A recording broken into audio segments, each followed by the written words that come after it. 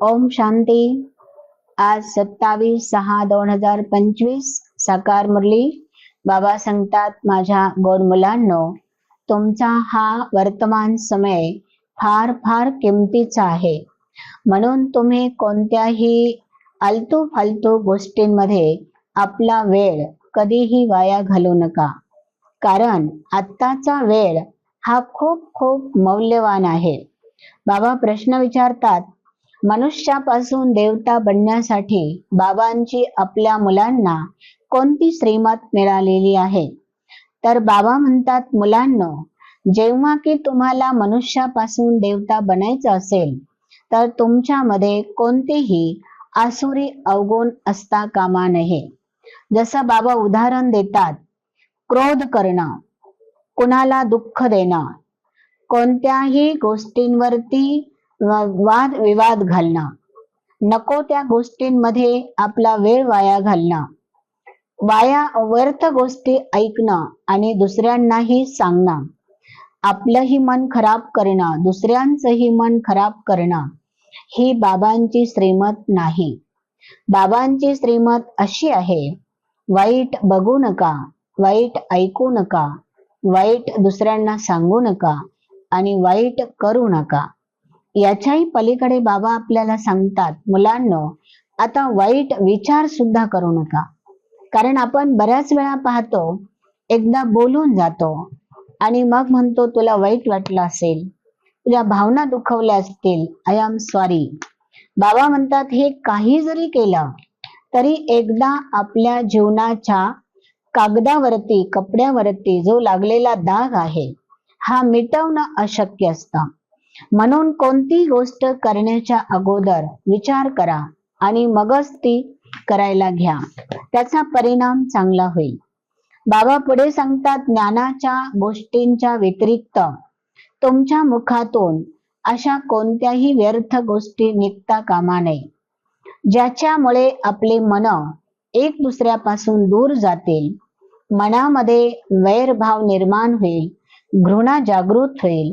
अशा कधीही गोष्टी ऐकू पण नका आणि दुसऱ्यांनाही ऐकू नका. तुमच्या मुखातून जे शब्द बाहेर येतात ते एक एक रत्न आहे आणि रत्नाची किंमत फार मूल्यवान आहे. बाबा सांगतात, हे बुद्धीत ठेवा. जर आपल्या मुखातून असे तसे शब्द बाहेर पडले तर ते एका दगडाच्या समान दुसऱ्याच्या हृदयाला लागू शकतात. आणि जसं म्हटलं जातं की एखाद्या शस्त्राने केलेली जखम ही मिटून जाऊ शकते, परंतु जर मुखाने बोललेल्या शब्दातून एखाद्याच्या हृदयाला झालेली जखम ही जन्म जन्मभर मिटत नाही. त्याला मलमपट्टी करता येत नाही किंवा त्याला कोणतीही दवाई मेडिसिन देता येत नाही. यासाठी बाबा सांगतात की मुलांनो, सर्व्हिस बाबांची करत असताना त्याचबरोबर स्वतःलाही निरोगी आणि तंदुरुस्त ठेवण्याची काळजी स्वतःच घेतली पाहिजे. बाबा अविनाशी डॉक्टर आहे. तो स्वयं भगवंताच्या रूपामध्ये आपल्याला मिळालेला आहे.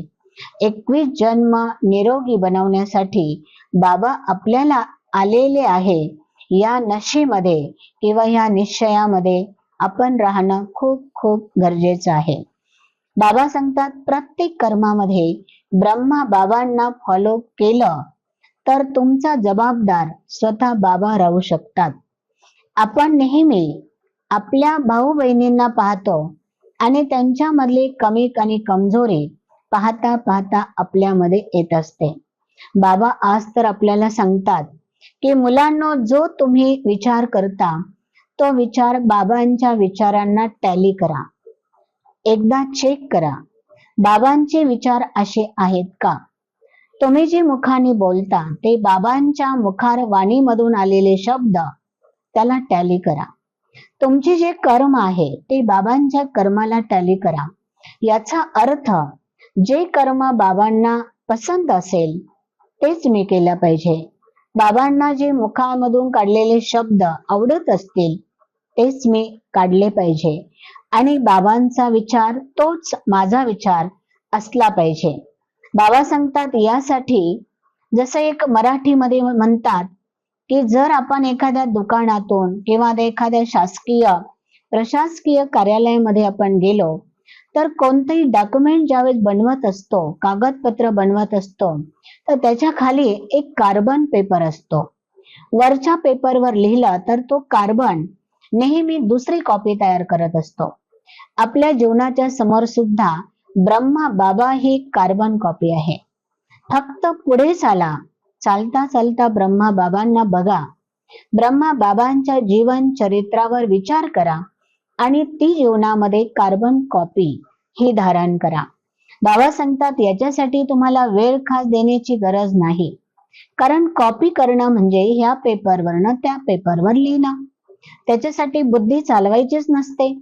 मग बाबा या ठिकाणी आपल्याला सांगतात, तुम्हीही तुमची बुद्धी न चालवता ब्रह्मा बाबांना प्रत्येक पावलामध्ये जर तुम्ही फॉलो केलं, बाबांचं अनुकरण तुमच्या जीवनामध्ये उतरवलं, तर तुम्हाला कोणत्याही प्रकारची मेहनत करण्याची आवश्यकता लागणार नाही आणि तुम्हाला स्वतःला संपन्न बनता येईल. इतरांचाही तुम्हाला सहयोग मिळत राहील आणि जर तुम्ही आज ह्या गोष्टीला जर आनाकानी केली तर बाबा सांगतात पुढे जाऊन तुम्हाला हा बोर्ड वाचावा लागेल, टू लेट.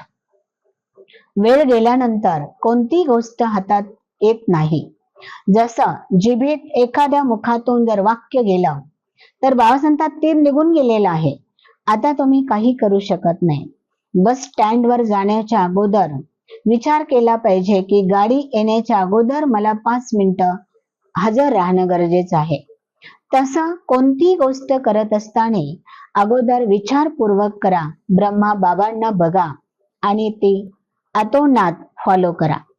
बाबा सांगतात संतुष्टताचं फळ काय आहे? प्रसन्नता.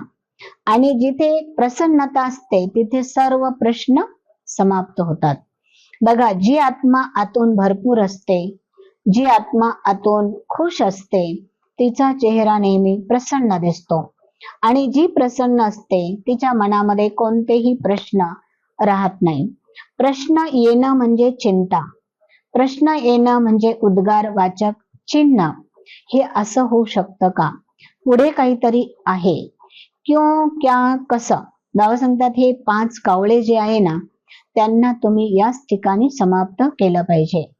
पुढे बाबा सांगतात आत्मिक स्थितीमध्ये राहण्यासाठी अंतर्मुखी होणं गरजेचं आहे. कोणतीही आत्म्याची कमजोरी कधीही तुम्ही बघू नका, कारण तो सुद्धा पुरुषार्थी आहे. तो सुद्धा त्या कमजोरीवर मात करण्यासाठी पुरुषार्थ करत आहे. म्हणून बाबा सांगतात की तुम्ही त्याला आत्मिक दृष्टीने बघा, त्याच्याविषयी शुभ भावना शुभ कामना ठेवा की हा आज नाही तर उद्या जरूर बदलणार आहे. आणि ज्यावेळेस तुमच्या शुभ भावना शुभ कामना त्याला मदत करतील तेव्हा तो त्याच्या कमजोरीपासून लवकरात लवकर मुक्त होईल. हा पाठ तुम्ही हमेशा पक्का ठेवा. शुभ भावना शुभ कामना मला सर्वांच्या प्रती द्यायच्या आहे आणि सर्वांकडनं सुद्धा मला घ्यायच्या आहे. ओम शांती.